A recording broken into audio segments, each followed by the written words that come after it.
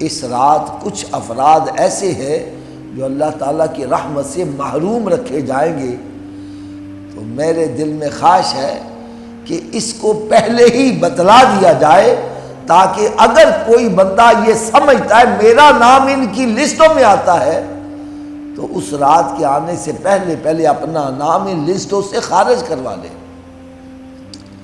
Number 1، جو شراب کا عادی ہے، شراب کا عادی اس رات اللہ تعالیٰ کی رحمت سے محروم رہے گا، الا یہ کہ وہ توبہ کر لے۔ شراب سے مراد صرف شراب ہی نہیں، جو چیز بھی انسان کو نشے میں لے آئے وہ سب شراب کے زمرے میں آتا ہے۔ بھنگ، چرس، یہ ٹیکا ہو گیا، یہ پاؤڈر ہو گیا، یہ سب چیزیں شراب میں آتی ہیں، نشے میں آتی ہیں۔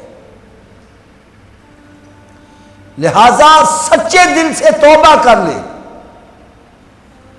توبہ کیسے ہو؟ علماء کرام فرمایا جس طرح بھینس کے تھنوں سے دودھ نکل آئے دوبارہ داخل کرنا ناممکن ہے، فرمایا اسی طرح تیرا اس گناہ سے باہر آ کر دوبارہ داخل ہونا ناممکن ہو، یہ ہے صحیح توبہ۔ اور یہ کہنا چلو ہنتے توبہ کر لیں کل تو پھر شروع کر دیں گے، پچھلے معاف کروا لی اگوں پھر نویں سے شروع کر لو، یہ تو اللہ تعالیٰ سے مذاق ہو گیا نا۔ توبہ کرو تو سچی توبہ کرو۔ دوسرے نمبر پر فرمایا ماں باپ کو ایذا پہنچانے والا، ماں باپ کو ستانے والا، رشتہ داروں کے ساتھ قطع تعلق کرنے والا،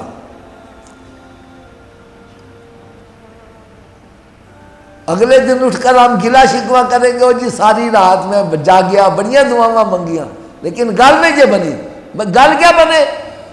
کیا تیرا ماں باپ تجھ سے راضی ہے؟ کیا تیرے رشتہ دار تجھ سے راضی ہیں؟ سکا بھائی بھائی کو نہیں بلا رہا، بہن کو نہیں بلا رہا، ماں باپ سے لڑائی ہے۔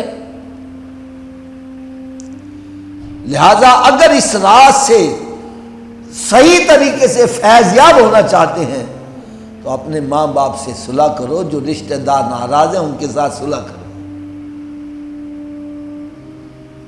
میں تو ایک مثال دیا کرتا ہوں، آپ ایک دکاندار کے پاس جاتے ہیں دودھ لینے کے لیے، اس کو پیسے بھی دے دیتے ہو اور پھر برتن آگے کرتے ہو، لو جناب اس میں دودھ ڈال دو۔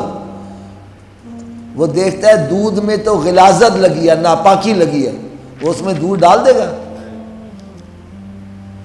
ہاں لو اس نے پیسے لے لیے ہیں، لیکن وہ کہتا ہے بھائی دودھ لینا ہے تو پہلے جا کے برتن صاف کر کے آؤ۔ یار ایک دودھ والا پیسے لے کر گندے برتن میں دودھ نہیں ڈال رہا، تو اللہ تبارک و تعالیٰ کا نور گندے دلوں میں کیسے آ جائے گا؟ اپنے دلوں کو پاک کرو، اپنے برتنوں کو پاک کرو۔ اسی طرح فرمایا جو جادوگر ہے، یہ کالے پیلے کرنے والے، جادو ٹونے کرنے والے، یہ بھی اس رات محروم رہیں گے۔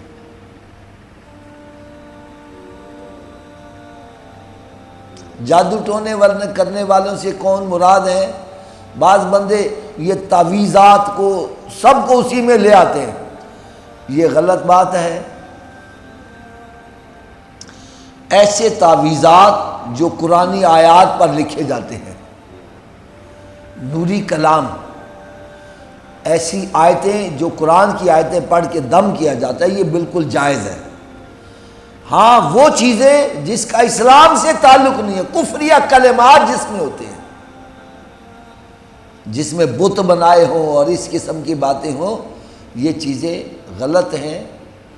یہ ایسا جادو کرنے والا اور کروانے والا دونوں ہی دائرہ اسلام سے خارج ہو جاتے ہیں۔ آج میں سمجھتا ہوں یہ ہماری بڑی بدبختی ہے، ہم کسی کا برا چاہنے کے لیے اپنا ایمان بھی گنوانا پڑے تو اس کے لیے تیار ہو جاتے ہیں۔ یہ کالے پیلے کرنے والوں کے پاس جاتے ہیں، کوئی ہندوؤں کے پاس جا رہا ہے، کوئی سکھوں کے پاس جا رہا ہے، کوئی عیسائیوں کے پاس جا رہا ہے،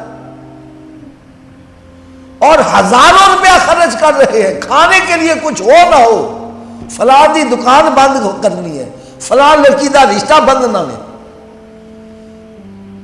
اب ایمان جاتا ہے تو چلا جائے، دولت جاتی ہے تو چلی جائے، کسی کا ہم نے بھلا نہیں ہونے دینا۔ خدا کے بندو ذرا سوچو، کسی کا برا چاہ کے تمہارا بھلا ہو جائے ایسا ممکن ہے؟ ورکا ہی پھاڑ دو۔ کہتے ہیں کر پلاتے ہو پلا، انت بھلے دا پلا۔ مخلوق خدا کا بھلا کرو گے تو تمہارا بھلا ہوگا، مخلوق خدا کا بھلا چاہ کے تم چاہو تمہارا بھلا ہو جائے، یہ کیسے ہو سکتا ہے؟ لہذا میں ادب سے عرض کروں گا، اگر کوئی ایسا جادو ٹونا کرنے والے ہیں تو ان کو توبہ کر لینی چاہیے، ورنہ اس رات وہ بھی محروم رہیں گے۔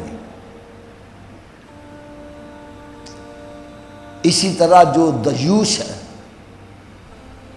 وہ بندہ جس کی بیٹیاں بہنیں آوارہ گرد پھر رہی ہیں اور اس کے من میں ذرا سی غیرت بھی نہیں آ رہی، ایسا بندہ بھی اللہ تعالیٰ کی رحمت سے محروم رہے گا۔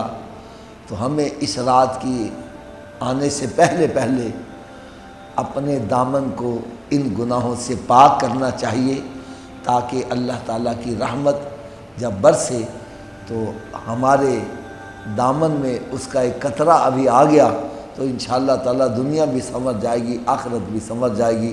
اللہ تعالیٰ مجھے اور آپ سب کو عمل کرنے کی توفیق دے۔